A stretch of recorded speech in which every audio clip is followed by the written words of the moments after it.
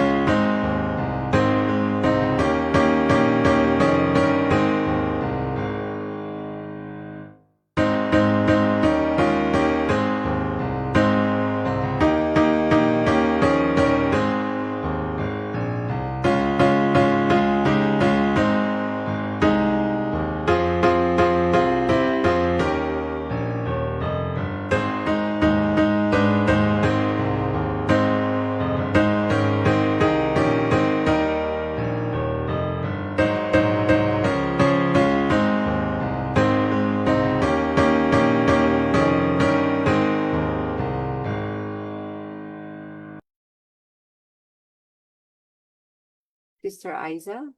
Let's pray. Our most gracious, heavenly, loving Father, happy Sabbath, Lord. Thank you for this beautiful Sabbath day that you had given unto us.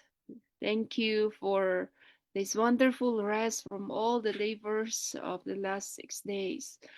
Thank you because you are here again for us, working in us through the lights of thy words, that will be enlightened with all the things that you want us to know and do in this world while waiting for you. Lord, we praise you and thank you for all the blessings that you had given us, even though we don't deserve it. We praise and thank you for the life, joy, and chances that you're giving us so that we will be having the chance to be molded in accordance to your will, and that we will be able to reflect Christ in our life. Lord, we pray especially that as we worship you, may you open our hearts, may you open our minds, so that those rays of light that you want to give us, Father, will be received, accepted, and so that we'll be able to surrender. For we cannot do this without you and us, oh God. And Father, in a very special way, we praise and thank you for this opportunity to give back the glory and honor unto thy holy name by returning our tithes and offerings unto thee. Thank you, Father, for all the blessings and the trust that you're giving us. And also, Father, for the opportunity to live a life knowing you more deeply. We pray especially for the participants that are listening, and with our speaker who will be sharing, Father, thy words. May thou bless him with wisdom and the joy of serving you. May you cleanse us also from all the sins that we have committed against thee, as we forgive those who sin against us, that we can come to you freely. In Jesus' mighty name we pray. Amen.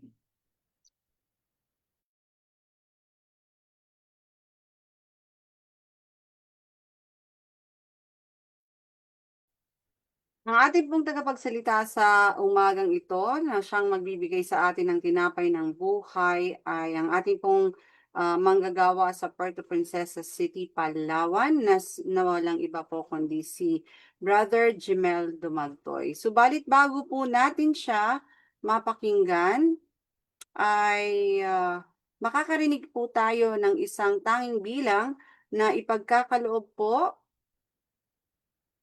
para sa Panginoon ng ating pong kapatid na si Sister Germaine Marie Messina.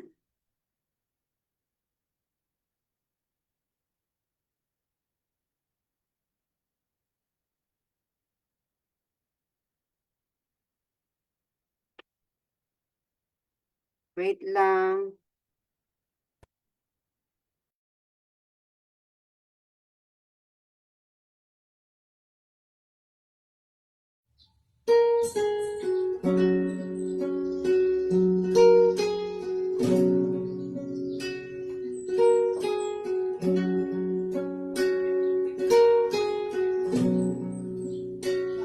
There is a candle in every soul, some brightly burning, some dark and cold. There is a spirit who brings a fire, ignites a candle and makes it so. Candle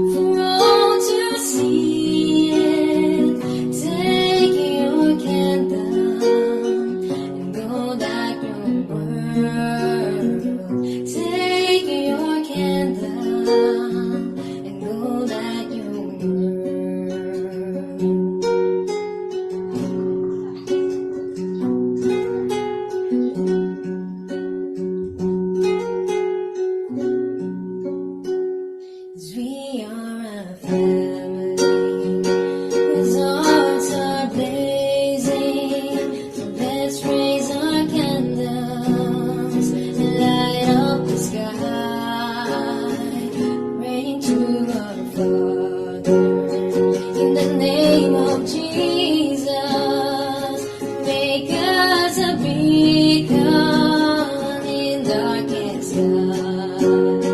So carry your candle, run to the darkness, seek out the hopeless, deceived and poor.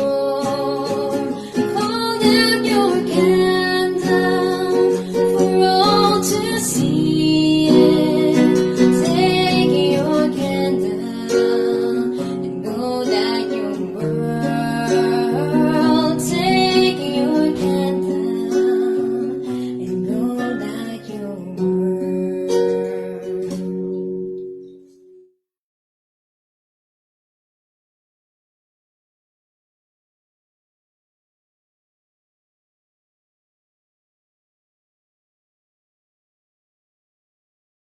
Ngayon po ay maririnig natin ang Tinapay ng Buhay mula po kay Brother Jemel Dumagtoy.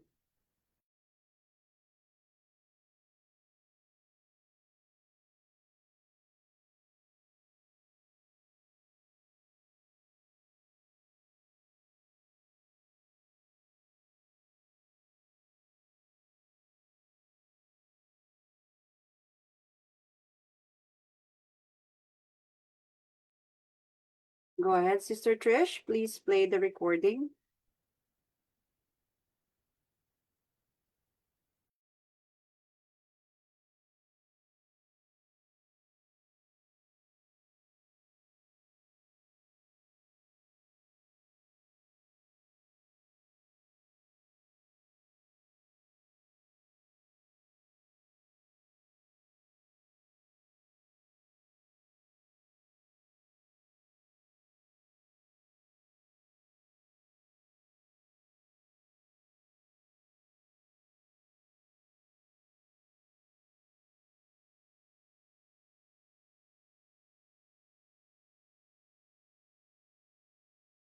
Walang sound, Sister Trish.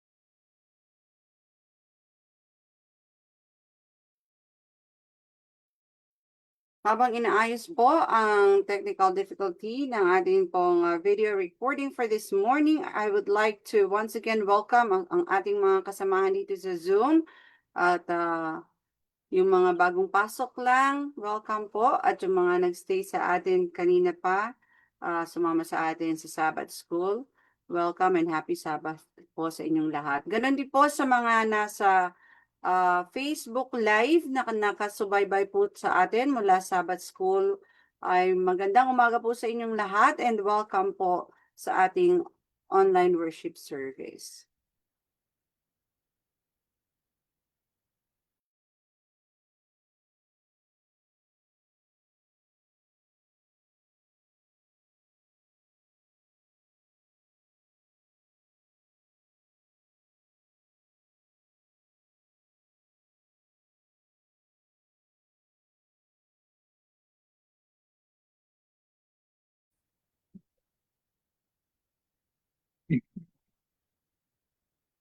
Isang mapagpalang araw po sa ating lahat.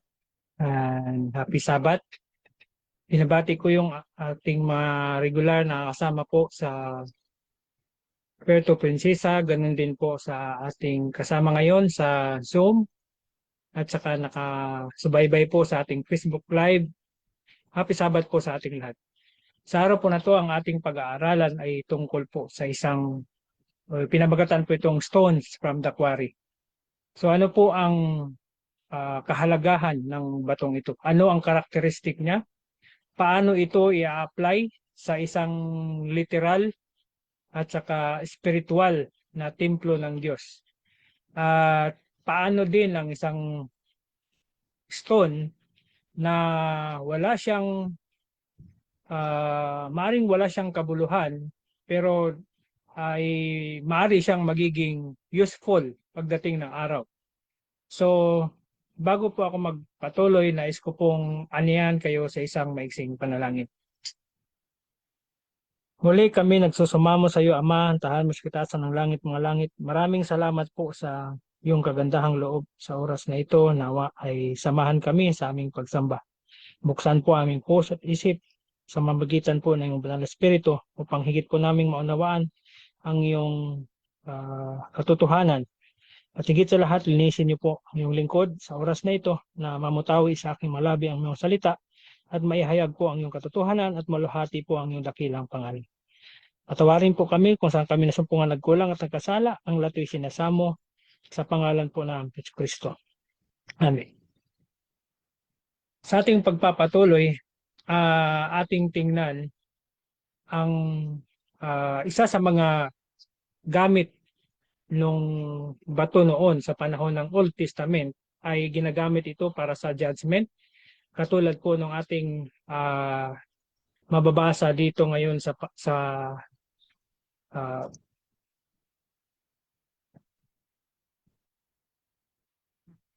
Deuteronomy 17 verse 5, or sabi po dito, then shalt thou bring forth that man or that woman which have committed that wicked thing unto thy gates, even that man or that woman, and shall stone them with stones till they die.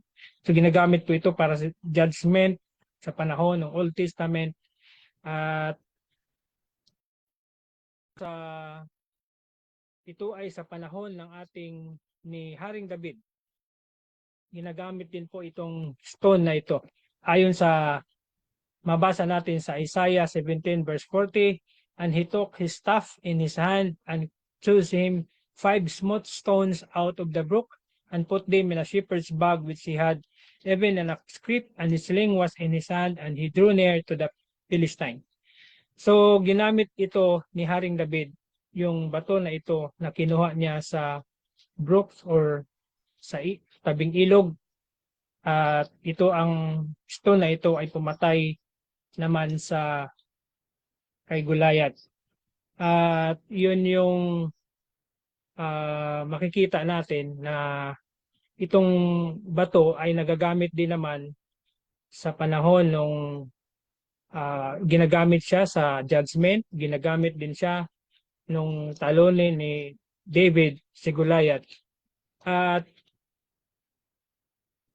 katulad po ng mabasa natin, para mas mabigyan natin ng malalim na pakahulugan ito, katulad sinabi sa 2 Timothy chapter 2 verse 15, study to show thyself approved unto God, a workman that needed not to be ashamed, rightly dividing the word of truth. So atin itong himay-himayin upang masigit nating maunawaan na yung literal na stone ay paano siya magiging magagamit para sa spiritual, o mayroon ba itong pakahulugan. Pero ngayon sa ating pagpapatuloy, tingnan natin itong stone para sa mas malalim na o yung definition niya. Mapapansin natin, sinasabi dito sa unang definition, a hard, solid, non-metallic mineral matter of which rock is made, especially as building material. So ito yung composition niya na non-mineral matter of which is rock is made, or non-metallic mineral matter. Ang pangalawang description niya or definition is a piece of stone shaped for a purpose. So ang stone ay maaring magiging mahubog or mahugis or ma-refine or mag-aagawa na sa ibang mga bagay sa isang kapakinabangan. Ngayon, tingnan naman natin yung karakteristik ng stone na dalawang pinanggalingan. Unang-una, stones from the quarry.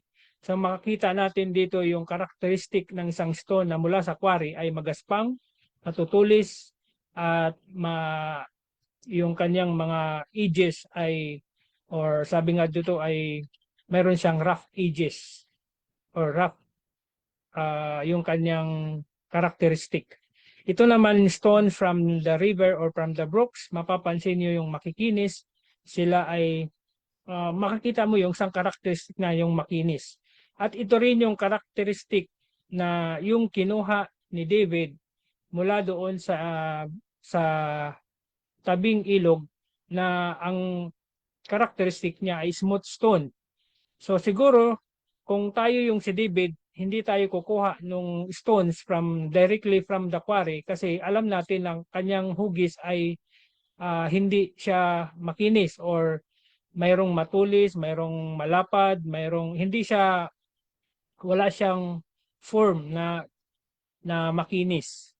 Kaya napakahalaga na maintindihan natin ito, sapagkat kung tayo man ay sa kalagayan ni David, hindi tayo gagamit ng stone na deform or wala siyang hugis, or sa atin pa pinipili natin yung bilog at makinis para para ito ay magamit natin. So ngayon tingnan naman natin yung paano ito ina-apply sa literal, or sabi nga dito, how these stones applied in literal Jewish temple. So kung mapapansin nyo, ayon dito sa Upward Look 373 paragraph 3, the Jewish temple was built in hewn stones and at great expense of time and money, and later these stones were cut out of the mountain and fitted for their places in the building before they were collected together, so that when the building was completed, there was not the sound of an axe or hammer heard in its upbuilding. So sa literal stone or sa literal Jewish temple, mapapansin nyo yung mga bato na kanilang kinat out mula sa bundok ng Judea, at doon sa bundok kinat out nila ito, at nung dinala ito doon sa mismong paglalagakan nila or pagtatayuan ng Jewish temple, ay wala na silang ginamit na axe or hammer, na kaya sa panahon na yon ay walang mga tunog na naririnig sa panahon ng building nitong Jewish temple. So, ibig sabihin, ang stone ay literal na ginagamit siya, o literal na tinatabas, literal na ito ay hinuhugis ayon sa kanyang paglalagakan. At ngayon, paano naman ito may apply sa spiritual?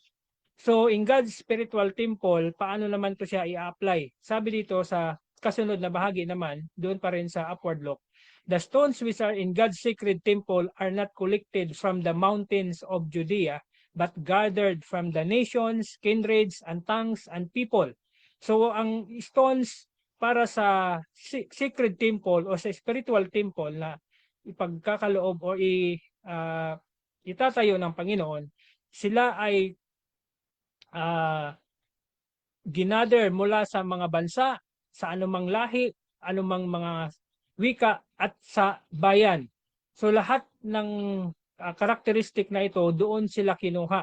Sabi pa dito, they are not lifeless material that must be prepared with hammer and chisel, but living stones which emit light. So ibig sabihin dito, mapapansin nyo na yung literal stone, mula doon sa literal stone na nagamit sa Jewish temple, ay ngayon dinadala siya sa spiritual temple, na ito naman ay kumakatawan sa mga tao na kanyang ginather or kanyang tinipon mula sa iba-ibang bansa, ibang lahi, ibang lingwahe, at sa iba-ibang mga grupo. Sila ay kinuha doon, at ngayon sila ay ihahanda ng Panginoon. Ngayon tingnan natin yung kasunod na sila, how and where these stones gathered. So paano naman ito sila, o saan sila?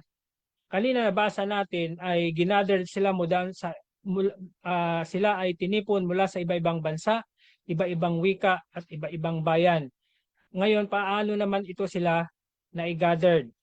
So sabi dito sa Upward Look pa din, 373 paragraph 3, the great cleaver of truth has taken them from the quarry of the world and placed them under the hand of the great master builder.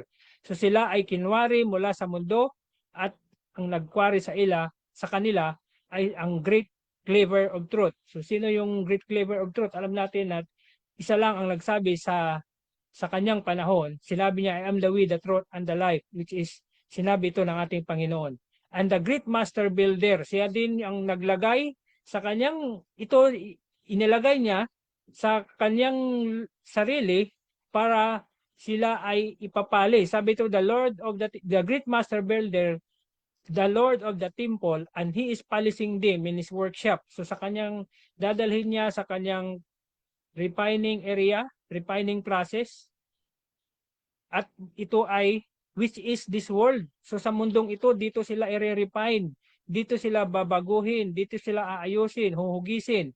That all, sabi ito, that all rough edges and crookedness may be removed and be hammered and chiseled and squared by the truth of God. So ano ang magpakinis sa kanila? Sa pamagitan po ng katotohanan ng Diyos. Polish and refine, ready to fill their place in God's spiritual temple, what they may grow, or that they may grow up a holy temple for God. So ngayon, mapapansin natin na dito pala ina-apply sa spiritual temple mula doon sa literal Jewish temple ay ina-apply din naman ang stones sa spiritual temple ng Diyos. Pero hindi ito magagamit kung sila po ay hindi na-polish at hindi sila ay na-refine o nahubog o nahugis ayon sa pagkagamitan ng Panginoon. Ngayon tingnan po natin yung mayroon bang o sino pa po ang ibang sinisimbolo ng stone. Ayon po dito sa ating mabasa sa John chapter 1 verse 40, one of the two which heard, ito yung tagpo nung sa panahon na tinawag ni Andrew si Peter sa na inilapit niya sa ating ipinakilala niya sa ating Panginoon. Ang sabi ito yung tagpo nila, sabi ito, and followed him was Andrew, Simon Peter's brother. Sa 41, he first findeth his own brother Simon and said unto him, we have found the Messiah, which is being interpreted the Christ. And verse 42, and he brought him to Jesus, and when Jesus beheld him, he said, thou art Simon, the son of Jonah, thou shalt be called Cephas, which is by interpretation a stone. So si Apostol Pedro or ang alagad na si Apostol Pablo ay nung tinawag siya, pinalitan yung kanyang pangalan at tinawag siyang Cephas, na ang ibig sabihin nito ay stone. At ganun din naman sinabi sa Spirit of Prophecy na yung Cephas as Peters ay pareho po ang kanyang meaning. Katulad pong mabasa natin dito sabi dito, the name Peter means a stone, but Christ did not refer to Peter as the rock. So iba ang stone, iba din yung rock, kasi sinabi doon na in this rock I build my church. Pero yung kay Pedro, sinabi siya as stone. Sabi pa dito, Peter afterward wrote, to whom coming as unto a living stone, disallowed indeed of men, but chosen of God and precious. Ye also as lively stones are built up a spiritual house and holy priesthood to offer an spiritual sacrifice acceptable to God by Jesus Christ.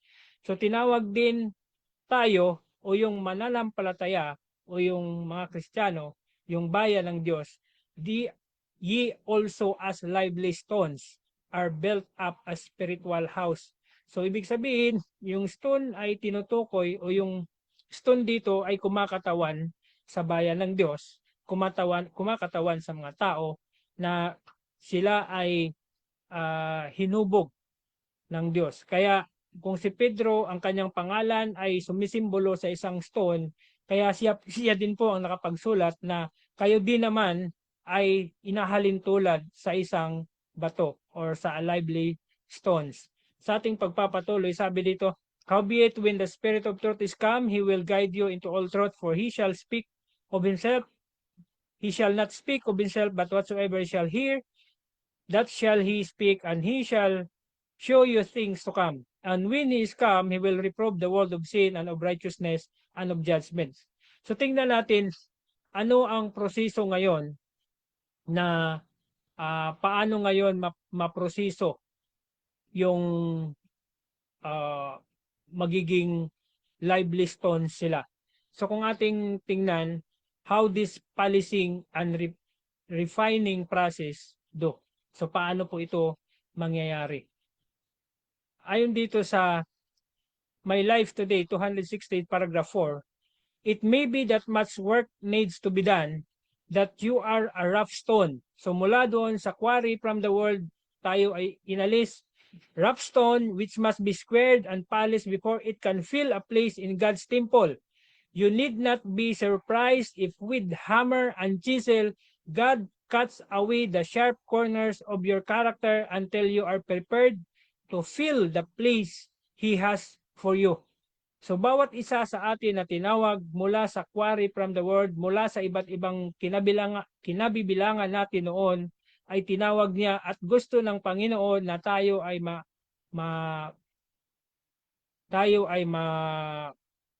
mahubog, maalis yung mga bagay na hindi po na nakakalugod sa kanya or hindi natin o na narapat alisin sa ating mga buhay. Ang sabi pa dito, no human being can accomplish this work, only by God can it be done. So ang pagbabago po ay hindi dahil sa isang tao o dahil kanino man, kundi ito ay nagmumula sa Panginoon na nagbibigay ng conviction po sa atin. And be assured that He will not strike one useless blow.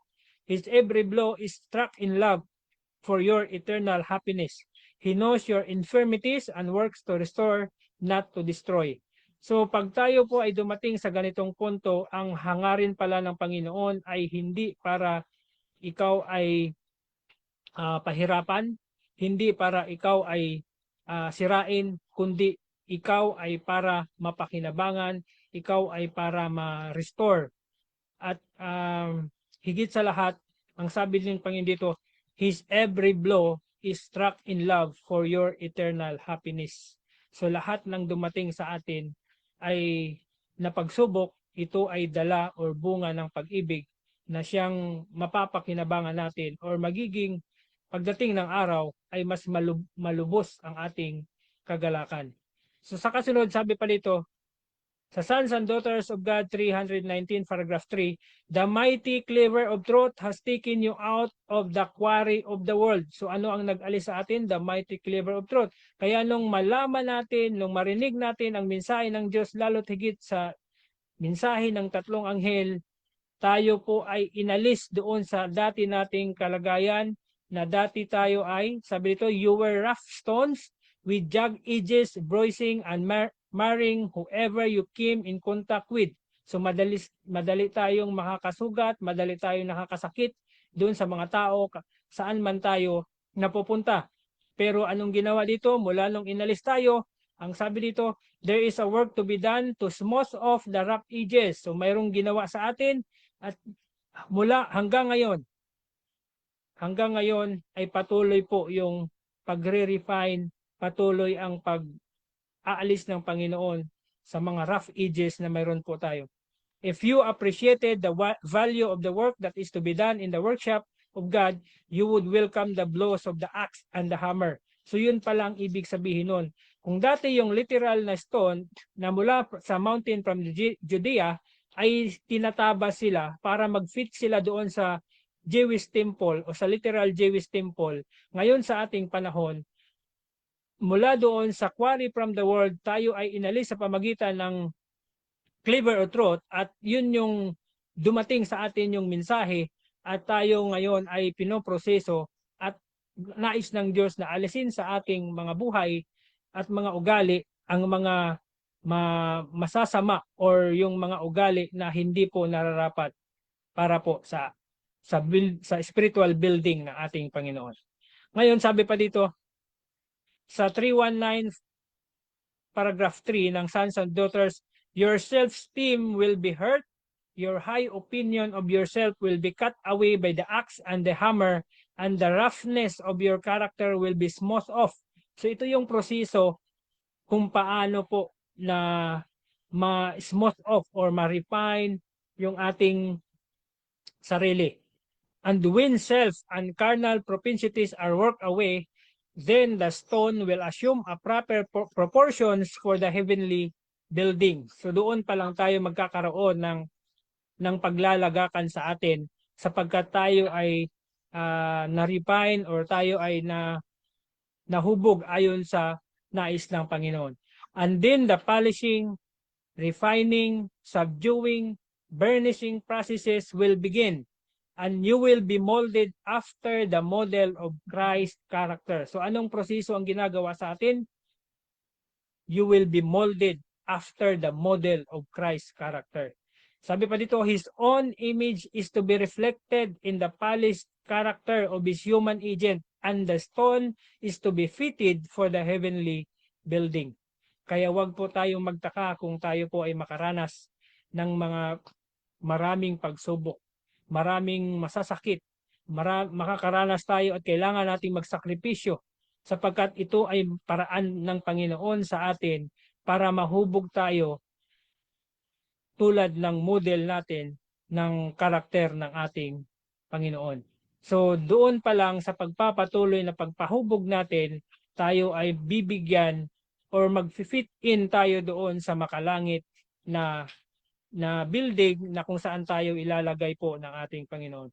So sabi pa dito sa Micah 4 verse 6, In that day, saith the Lord, will I assemble her that halted, and I will gather her that is driven out, and her that I have afflicted. And sa verse 7, And I will make her that halted a remnant, and her that was cast off, far off, a strong nation, and the Lord shall reign over them in Mount Zion from henceforth, even forever. So, ibig sabihin, yung lahat na ma-refine, lahat ng magagather ng Panginoon ay tatawagin niyang remnant at sila ay gagawing isang malakas na bansa. At ngayon, saan naman sila o ano ang gagawin ng Panginoon dun sa kanyang magagather? Ang sabi niya dito, Thou art my battle axe, weapons of war, for with thee I will break in pieces the nations, and with thee will I destroy kingdoms. So, kung kasama tayo sa naiproseso o na-refine na stones o lively stones, ay magiging weapons of war tayo ng Panginoon. Bakit kailangan tayo maging weapons of war? Kasi mayroon pong darating na labanan at hindi po ito physical na labanan.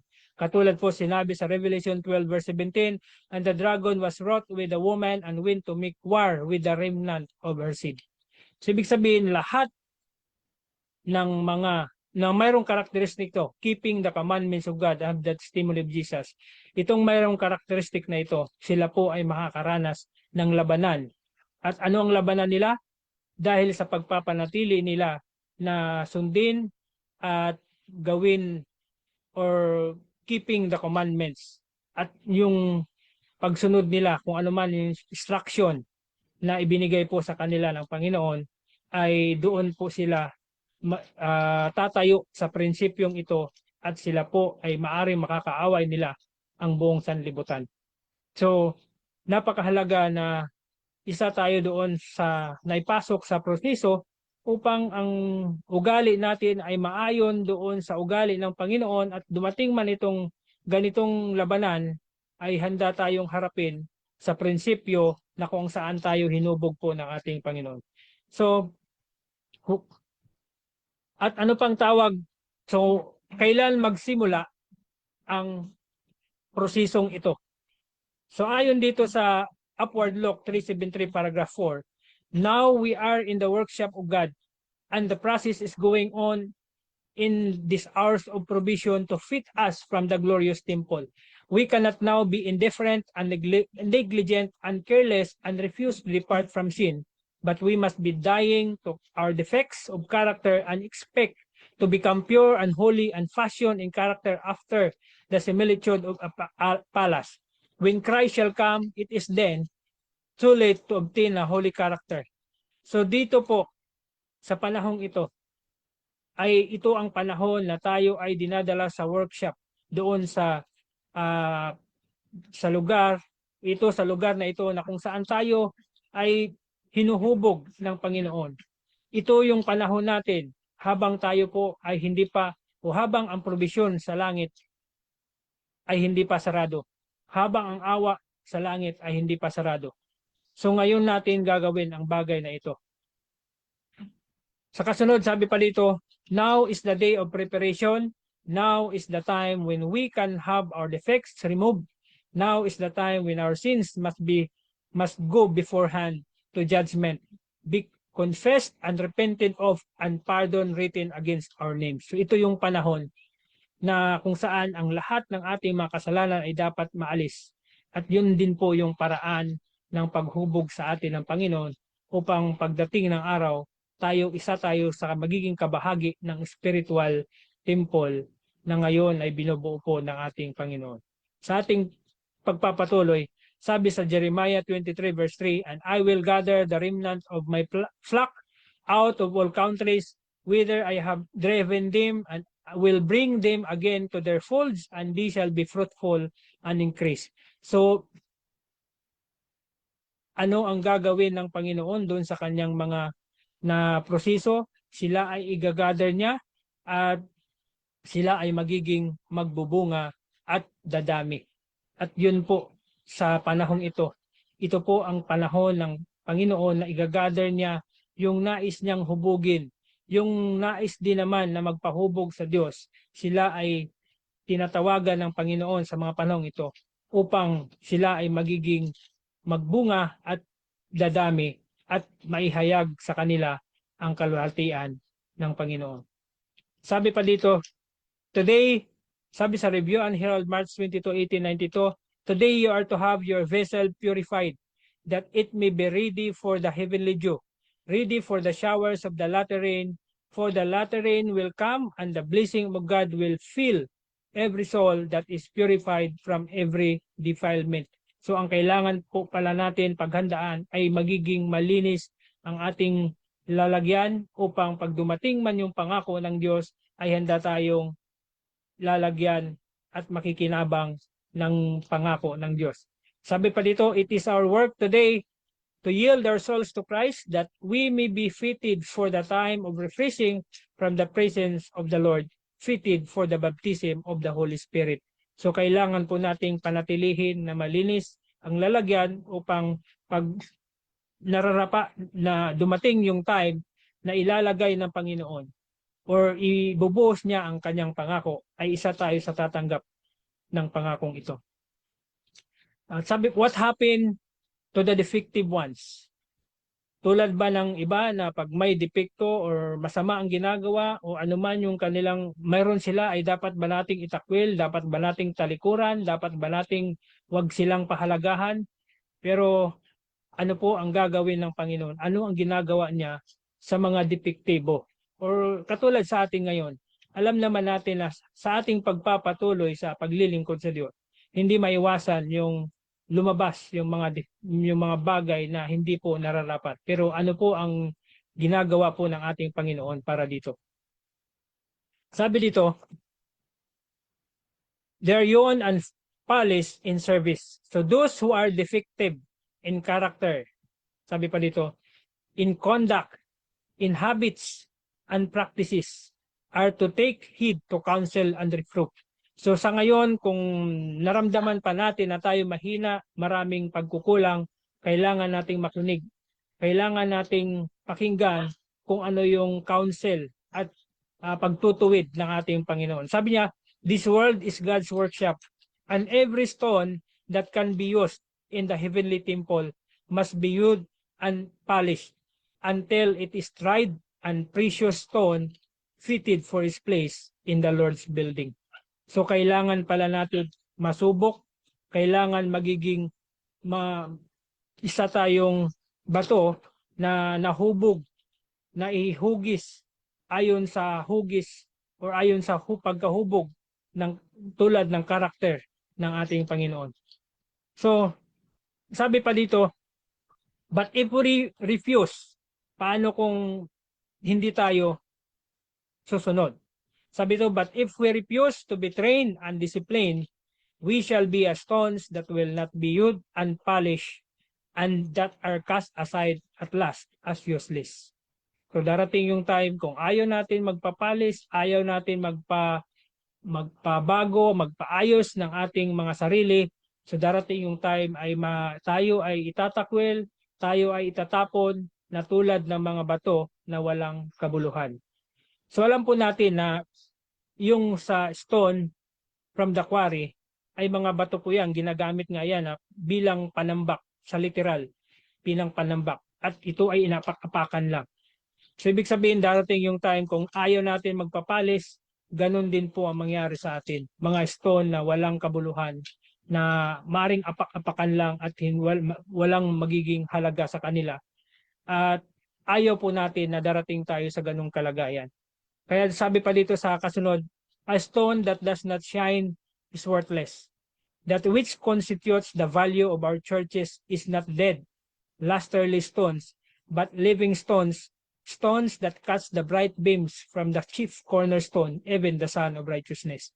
Kaya yung stone na hindi nagliliwanag, hindi nagbibigay ng imitation ng liwanag mula sa Son of Righteousness, ay magiging walang kabuluhan po. At ayaw ng Diyos na sa iglesia natin, maging tulad tayo ng mga bato na walang kabuluhan, na hindi nag-i-emit ng light. So, sabi pa dito, sa 1 Peter chapter 2 verse 5, ye also as lively stones are built up a spiritual house and holy priesthood to offer up spiritual sacrifices acceptable to God by Jesus Christ. At ito po ang gusto ng Panginoon sa atin, magiging lively stones. Kasi pag maging lively stones tayo, tayo po ay dumaan sa proseso na hubog, na refine, at na polish ayon sa proseso na ginaganapan natin dito sa sanlibutan ito. At ano po ang magpapali sa atin? Katotohanan po ng Panginoon. At pag dumating po yan, tayo po ay isa sa mga kasama doon sa spiritual house na binubuo po ng Panginoon sa panahong ito. Sa ating pagpapatuloy, sabi niya sa 1 Thessalonians 5:23, and the very God of peace sanctify you wholly, and I pray God your whole spirit and soul and body be prepared blameless unto the coming of our Lord Jesus Christ. So wala po tayong dapat hangarin kundi itong bagay nito habang tayo po ay nag-aantay at hinahanda yung ating sarili. And sa ating kasunod, sabi sa Last Day Events 45 paragraph 2, by the great cleaver of truth, he has cast them out from the quarry of the world and brought them into connection with himself. He has made them his representative and has called them to be ambassadors for him in the last work of salvation. The greatest wealth of truth ever entrusted to mortals, the most solemn and fearful warnings ever sent by God to man, have been committed to them to be given to the world. Mga kapatid, alam ko po na ito yung gawain na iniwan sa atin.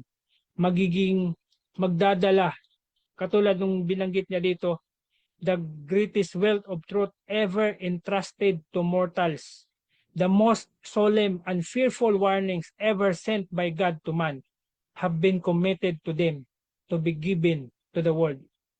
Had been committed to us to be given to the world. Ayaw po ba natin na isa tayo sa tatawaging representatives at tatawaging ambassador ng ating Panginoon, na ang gawain niya na pinagkatiwalaan niya ng gawain sa huling panahon para sa kaligtasan ng mga tao na hindi po nakakilala sa Kanya. Sana po sa oras na ito, nais ng Panginoon na lahat ng magagamit niya ay naghahangad din naman ng maprosiso, ma-refine, ma-polish. Sapagkat hindi po gagamitin ng Panginoon yung isang bato na hindi po na-refine.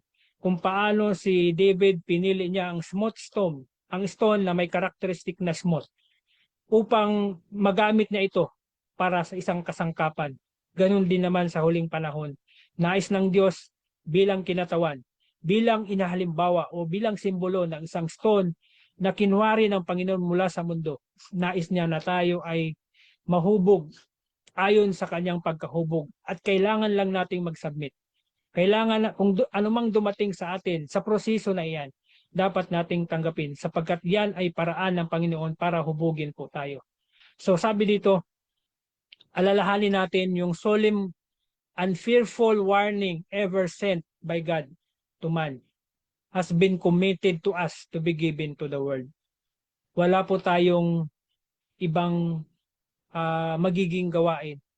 Kundi sa ngayon, ang sabi niya dito, we should be tried, we should become precious, become precious stone so that we will be having a place in the Lord's building. Sana po isa sa mga hangarin natin na isa tayo doon sa napasok sa proseso, at kung tayo ay nasa proseso ay wag nating ikalungkot, wag nating ika-discourage kung tayo man po ay makaranas ng mabibigat at mahirap na problema, sapagkat ito ay proseso ng Diyos para tayo ay mapabilang sa spiritual temple na kanyang binubuo sa mga panahong ito. At tayo ay magamit niya sa gawain na ipinagkatiwala niya sa huling panahon sa mga banal. Pagpalain po tayong lahat at magandang umaga po and happy Sabbath po sa ating lahat.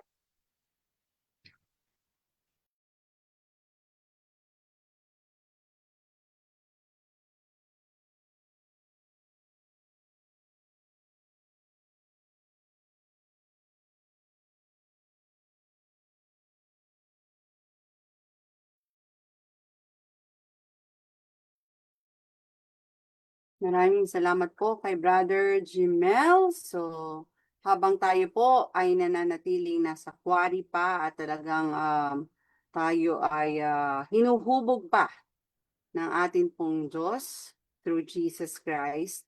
Sabi nga po, kumbaga bago ang isang bato ay maging kabahagi ng maging bahagi ng isang templo o maging bahagi ng wall ng isang templo o ng isang altar. Ito ay magaspang pa, unpolished pa at hindi napapansin. So subalit ang quarry po na kung saan tayo ay hinuhubog ay hindi po ito yung lugar na kung saan tayo ay iniiwan, no, na pinapabayaan. Ito po yung lugar na kung saan merong intensyon, no, may purpose kung bakit tayo nilalagay sa quarry. So, bawat strike ng chisel, bawat sandali na tayo ay nape-pressure, bawat panahon ng paghihintay ay paghubog, no? Paghuhubog sa isang bagay na may halaga. So, some of us are tired of the quarry. We want to be finished stones. We want to be placed, seen, celebrated. But God is not rushed. He knows exactly what He is building, and He knows where each stone belongs. So let us not despise the season that we are in. Let us not compare us as a stone to someone else. Let us trust the hands that are working on us. What feels like breaking may actually be forming. What feels like delay may be preparation. And when the master builder is ready, he will lift us up from the quarry and set us where we are always meant to stand. Strong, purposeful, and secure. So, hanggang sa maganap po ang bagay na yon, manatili po tayong tapat, at manatili tayong natuturuan, at manatili din tayo na mga willing na magpahubog sa quarry ng ating Diyos. So, ngayon po ay dadako na tayo sa ating pong pagtatapos at aawit na po tayo ng ating pong closing hymn. At pagkatapos po ng closing song ay pangunahan tayo ni Sister Ferl sa closing prayer.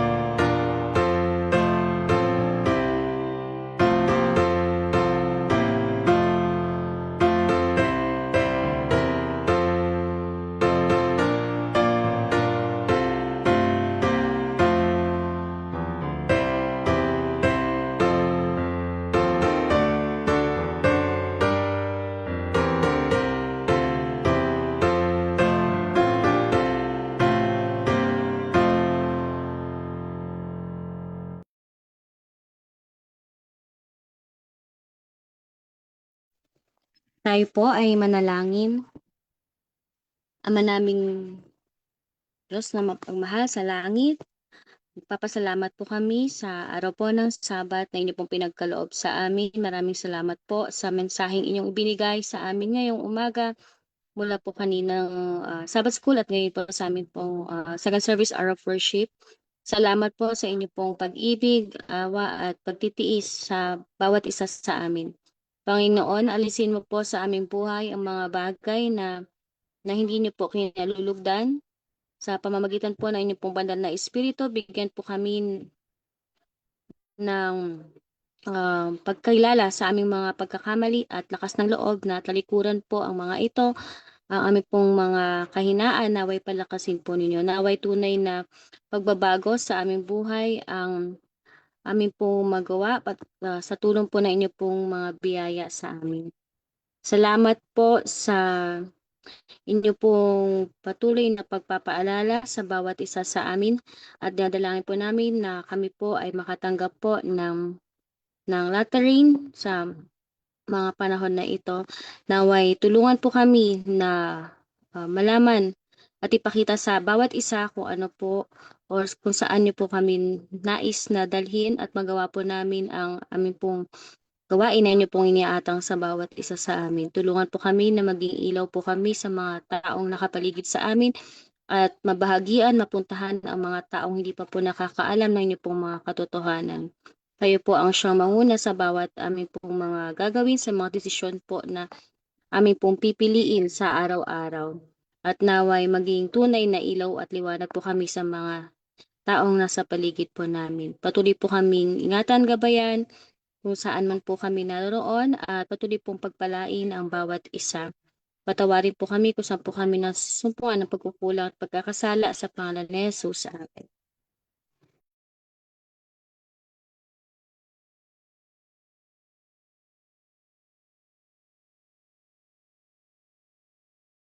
Amen. Maraming salamat, Sister Pearl. At ngayon po ay nagtatapos na ang ating pong Hour of Worship Service ngayong umaga. Maraming salamat po sa lahat ng mga nakasama ko dito sa Zoom at sa mga nasa Facebook Live. Ang mga bata po ay inaanyayahan ko sa ganap na 1:30 ng hapon para sa pagpapatuloy ng aming pong Bible class for primary level. God bless us all and happy Sabbath once again.